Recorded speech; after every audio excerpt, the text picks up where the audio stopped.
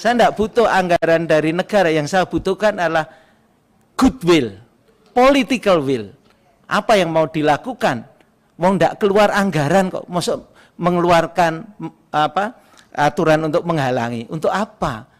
Saat ini vaksin yang tengah dikembangkan di tanah air adalah vaksin merah putih dan vaksin Nusantara yang terus harus kita dukung. Apa sih dasar pertimbangannya nggak boleh? Sebesar apa sih dampaknya sehingga harus dilarang? Kan kita perlu jawaban itu, pimpinan. Badan Pengawas Obat dan Makanan atau BPOM membongkar keberadaan vaksin Nusantara Dr. Terawan. Kali ini, serangan BPOM dinilai sangat tak terduga ketika menuding vaksin berbasis sel dendritik itu berasal dari Amerika. BPOM menegaskan secara keseluruhan, data-data penelitian vaksin Nusantara disimpan di database milik Amerika Serikat. Kondisi itu terjadi lantaran vaksin Nusantara, menurut BPOM, ikut disokong oleh iVita Biomedica dari Amerika Serikat. Sementara kerahasiaan data dan transfer data ke luar negeri tidak tertuang alias tidak disebutkan dalam perjanjian penelitian. Kepala BPOM Penny Lukito mengungkapkan, iVita Biomedica juga mendominasi tim peneliti vaksin Nusantara. Ia menyebut tim asing tersebut bekerja di Indonesia untuk meneliti vaksin yang menggunakan objek penelitian warga Indonesia. Penny sekaligus memastikan bahwa seluruh proses pembuatan vaksin sel dendritik dilakukan oleh peneliti dari iVita Biomedica. Meski pelatihan tetap dilakukan pada staf di RSUP Dr. Karyadi, tetapi pada pelaksanaannya dilakukan oleh iVita Biomedica. Dari hasil inspeksi dan evaluasi, ada beberapa komponen tambahan dalam sediaan vaksin yang tidak diketahui isinya, dan tim dari RSUP Dr. Karyadi tidak memahami itu. Demikian kata Penny sebagaimana dilansir dari CNN Indonesia pada 14 April lalu.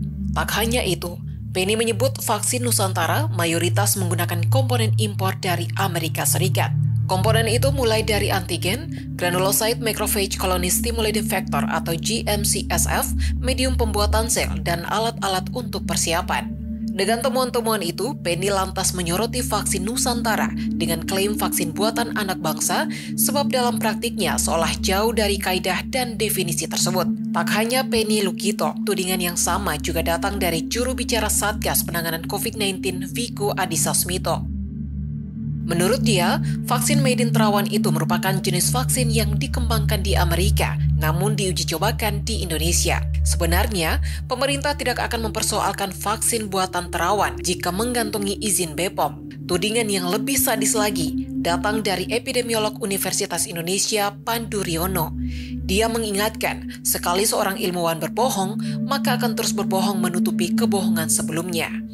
Tudingan ini jelas mengarah ke Dr. Terawan dan kawan-kawan yang selama ini menggemborkan vaksin Nusantara sebagai buatan anak bangsa.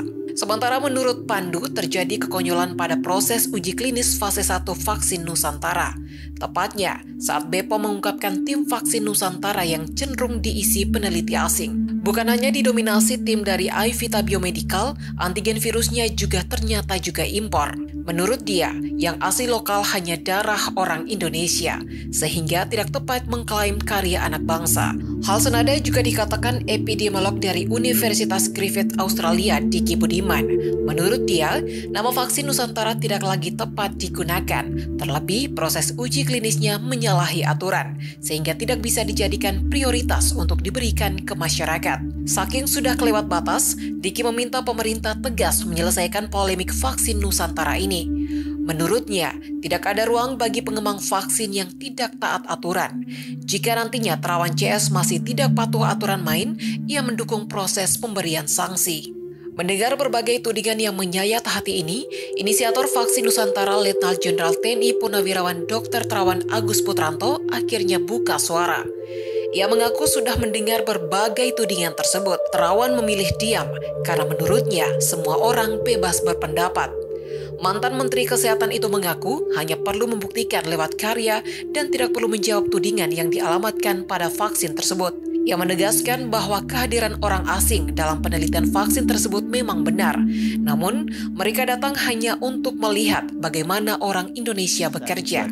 Yang saya inginkan hanya satu cita-cita saya bolehlah melalui rapat dengar pendapat kali ini di Komisi 7 bisa mencetuskan, mendorong untuk tidak menghalangi. Itu aja yang saya inginkan. Terawan juga membantah tudingan BPOM. Ia menegaskan jika vaksin berbasis sel dendritik itu buatan Indonesia. Ia juga membawa satu kotak berisi perangkat vaksin tersebut. Mana? Ya simpel sekali, yang didistribusikan hanya box ini, mana perlu cold chain, mana perlu enggak. Jelas itu sangat simple. Kemudian kalau ada pertanyaan produksi massal, ya bisa kita lihat barangnya hanya seperti ini, plastik-plastik.